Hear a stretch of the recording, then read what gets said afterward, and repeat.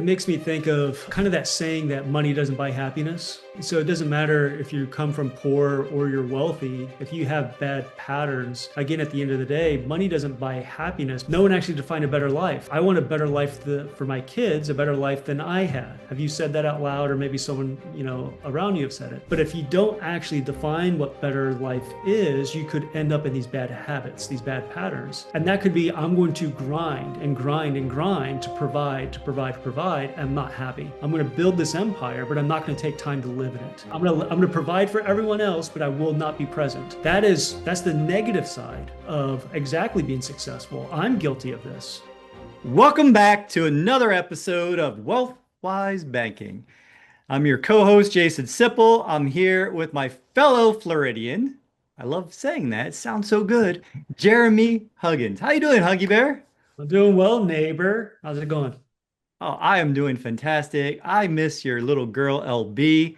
We talk about her. We wonder where she is. How's she doing? She's over here sleeping. So for those of you who don't know, that's my dog. Yeah, she's snoring. That's good. Oh, man, that's an adorable snore she's got going on there. And so today we're going to get into something a little different, something that I'm excited to share with you because it's something I think about a lot. I see the patterns a lot in my calls. We're going to talk about force versus power. And this was brought to me by Dr. David Hawkins. It's a great book. But Jeremy, I know when I said this to you, what did you think that force and power were? Well, force is when mass times acceleration, and power is work divided by time. So, There is your there are your formulas. That's what you get from an engineer. I'm going to tell you that they seem like the same thing, right? Force and power. They both seem strong, right? Would you agree with that? They both seem like things that have strength. I would say that the Sith Lord would agree. So may the force be with you, and they're seeking power to dominate the universe. Yes, there you go. Okay. And I that's got some new. Star Wars. I got some I Star have to see Wars. the new Darth Maul series. If you guys didn't know there's a new one out that I'm pretty excited about. I haven't watched it yet, but that might be what I do later on. So, but here's what we're going to get into. So, on calls, we talk about how people don't have money problems, they have money patterns. And when we start applying our consciousness to it, right? Like I'm working on something I'll be excited to share with everyone when I'm ready to share. But I thought back to, I'm going to start us on a little story, Jeremy. So I remember back being around 6 years old, and we had these wooden steps that ran from our front door. Like you walked in the house in New Jersey, and there used to be a hole in the floor on the second floor. It was a summer home. And so my dad just built these stairs that were right inside the front door, right up to where the hole was in the ceiling. And that was our stairs, wooden stairs that he built. And I remember sitting there on the stairs listening to my parents talk about money. And my dad was a water well driller. And I remember listening to my mom explain to my dad the books and telling him how all these people that he had drilled wells for, it's backbreaking work. If you don't know what a water well drilling rig looks like, it's really heavy equipment. It's backbreaking work. My father, my uncle, my grandfather worked in our business, Sipple family well drilling. And my mom was telling my dad that, yeah, he had done the work. We had sent the invoices and people weren't paying. And I remember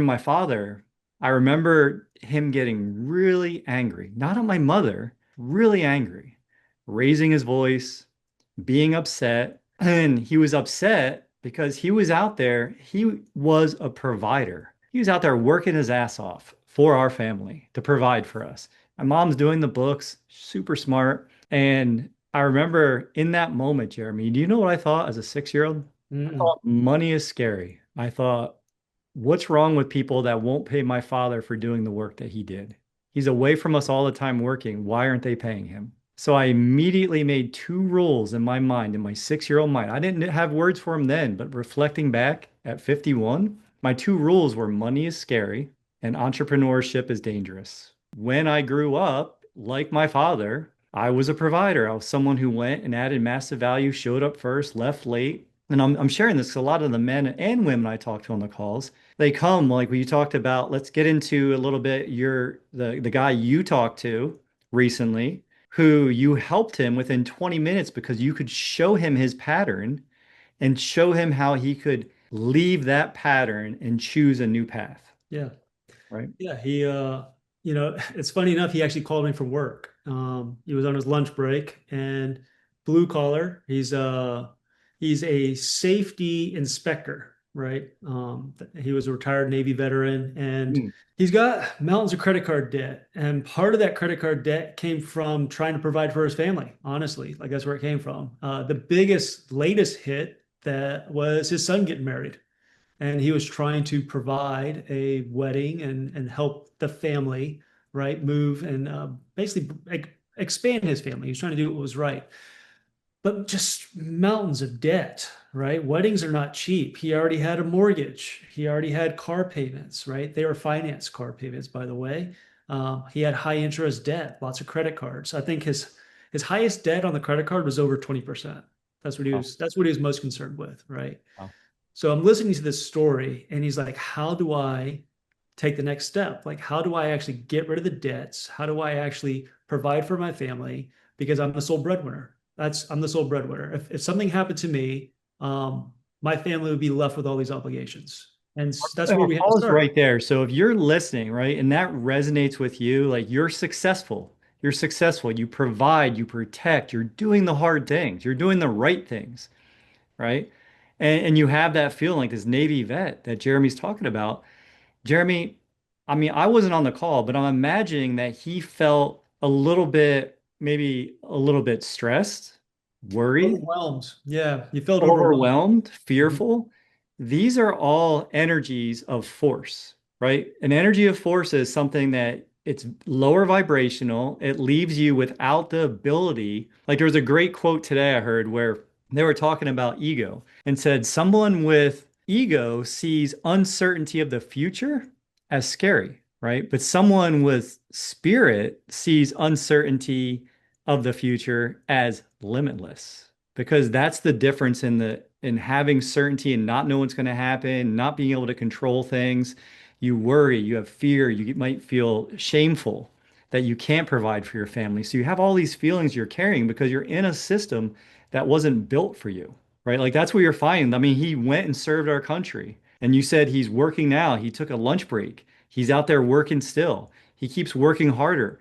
And no matter how hard he tries to push that stone up the hill, more things in life, more change, more certainties, more uncertainties happen where he's like left pushing that rock and he doesn't know what to do. Yeah. And most people they don't come up with these patterns on their own. Their patterns are typically inherited.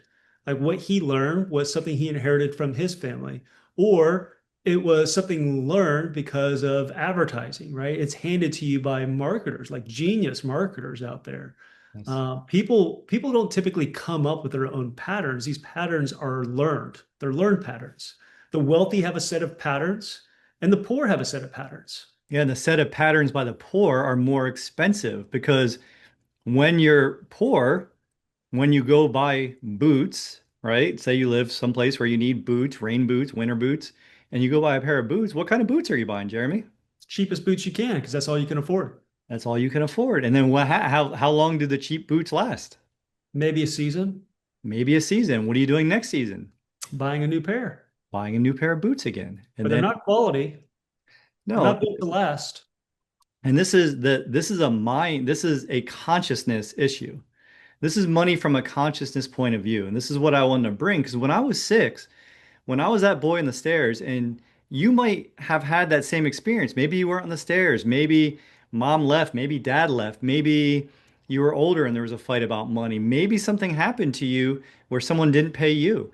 But at some point, you inherit a rule, you make a rule that you're not even aware of, and you carry it forever. I carried mine, Jeremy, for over 40 years, and I'm just talking about it 45 years later.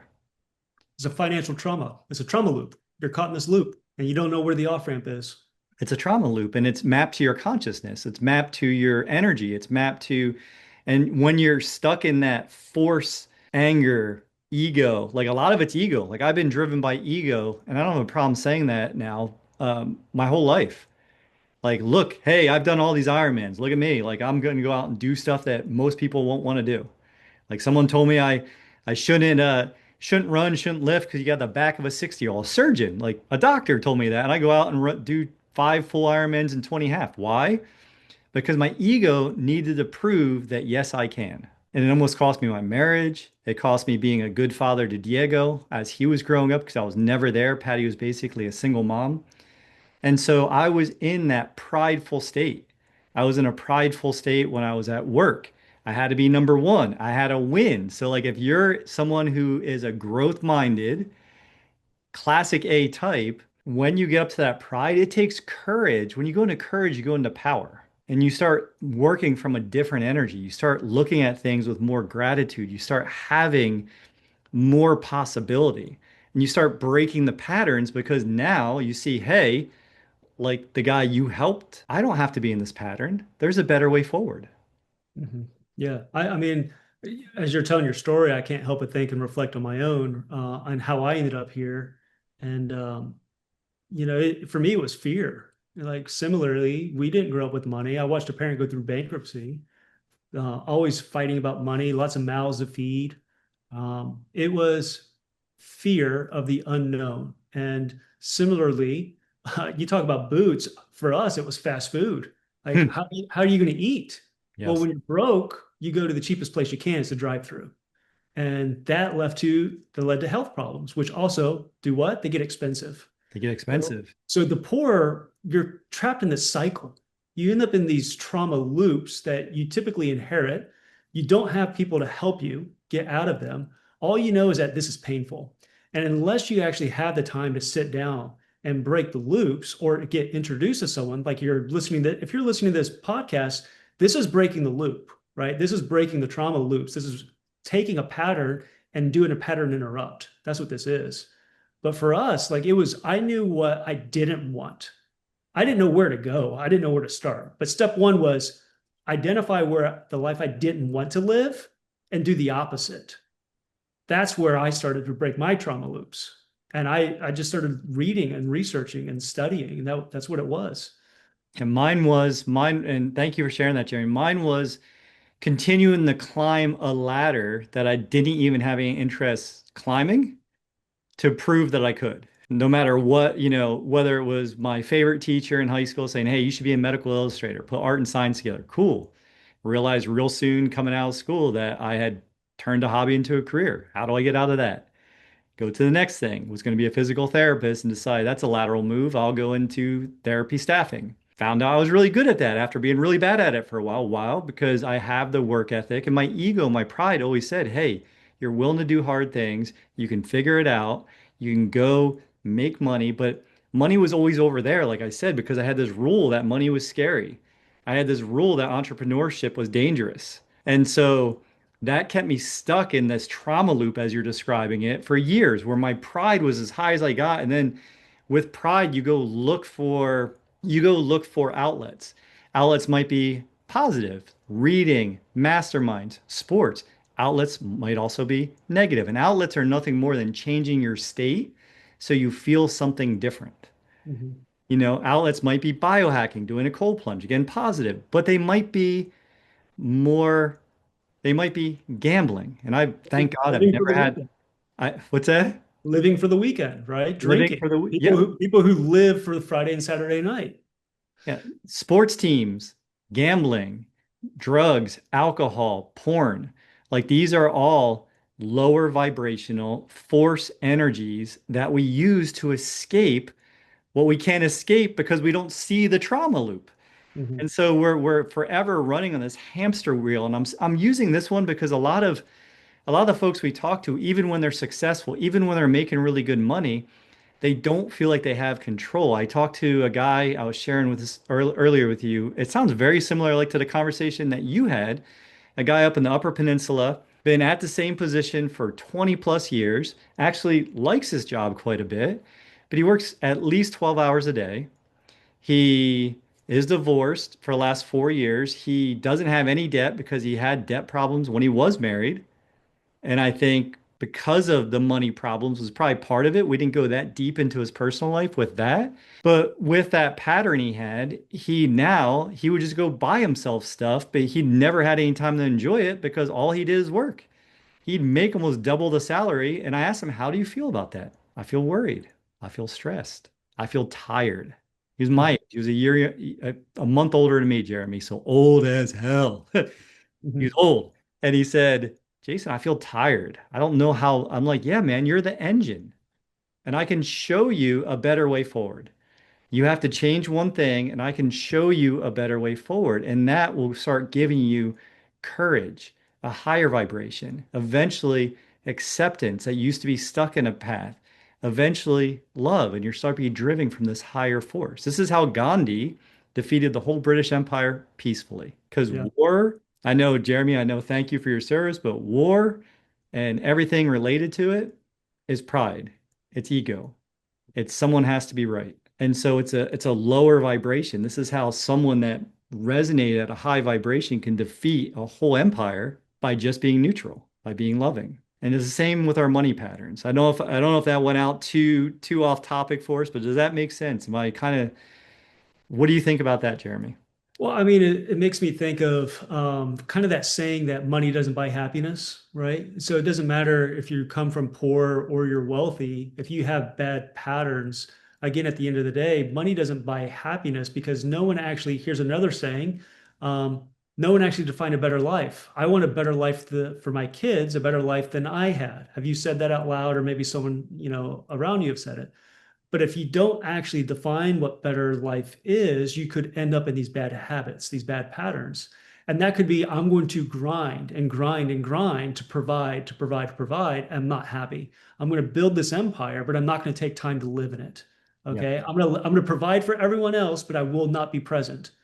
That's the negative side of exactly being successful. I'm guilty of this personally. Like I work and work and work and I find purpose in my work, but at sometimes I don't necessarily unplug, right? My unplug right now is doing this podcast with you. This is part of me unplugging. Yes, and thank you for being vulnerable and sharing that. That is the point. Like that, I'm in the pattern still. I'm in the pattern still, like being an entrepreneur, creating, doing the, and I love doing it. But you want to be able to unplug because if we really say our family is the most important thing and we're really looking to raise men or raise strong women, raise adults, then we need to make sure we're having these conversations about the patterns, about the system. And a system that's designed that the trauma loops that we receive as a young person that we might have got sometime in our first position or whenever we picked them up they don't go away until you put them down, right? It's like if you held out a monk, right, would tell you, hey, hold this water bottle. Is it heavy?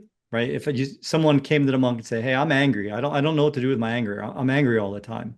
And the monk hands him a water bottle and he said, just hold it out in front of you. And he's holding Mhm. it. 2 minutes later, he's like, this is easy.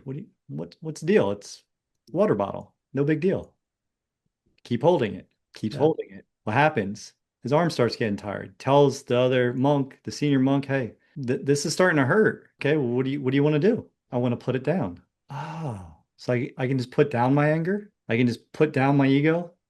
I can just put down my fear, and I can ask a better question, Yeah. Most right? people don't know which questions to ask, though. I think that's the purpose, I think, of when you and I set out to do this podcast. It was to talk about hard things, right? We said we talk about money, we talk about politics, we talk about religion and faith.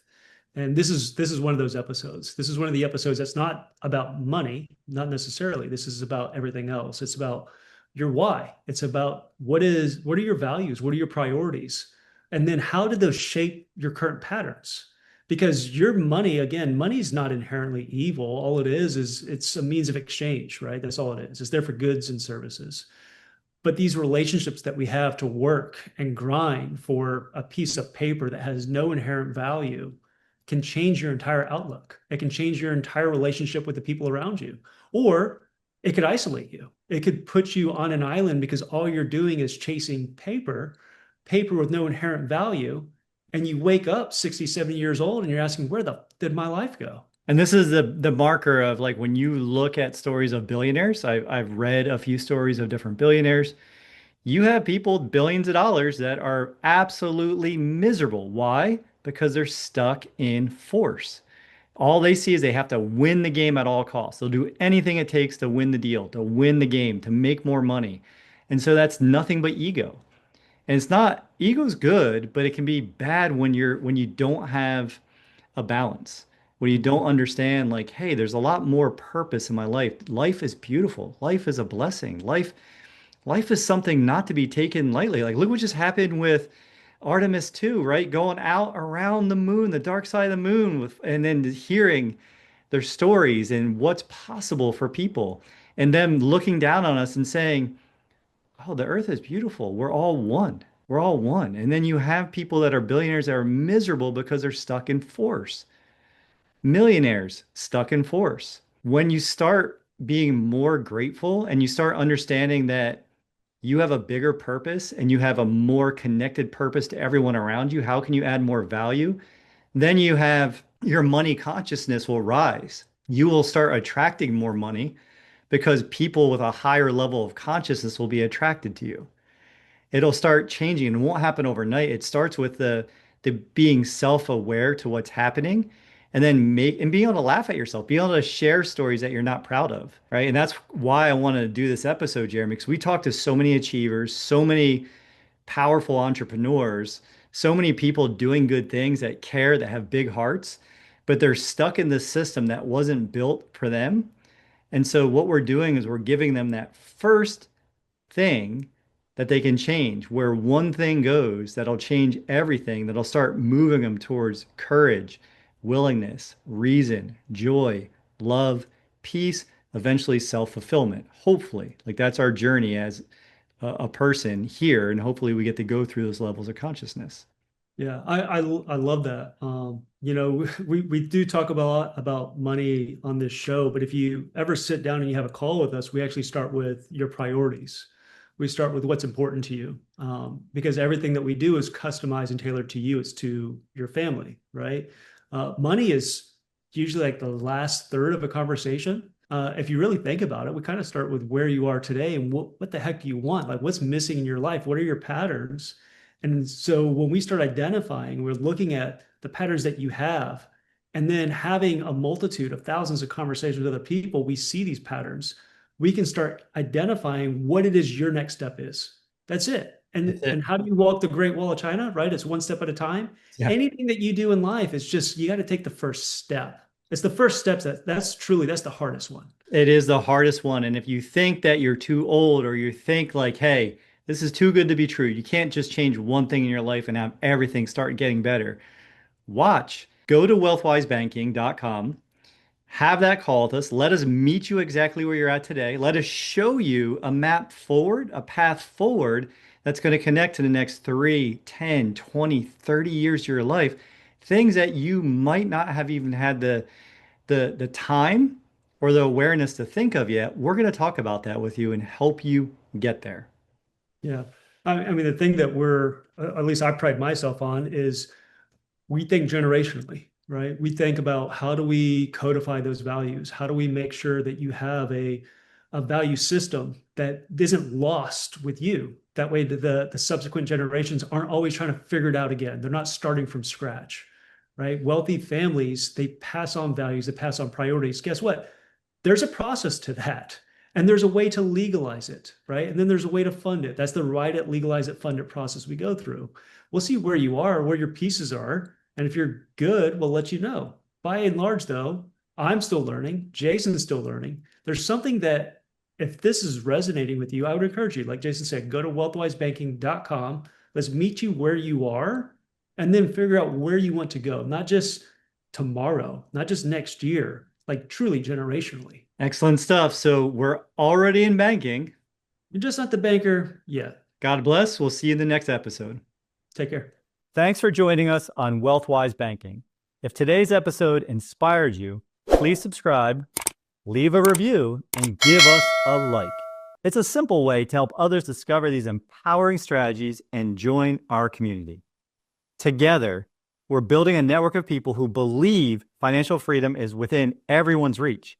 Remember, financial independence is about making every dollar work for you, one step at a time.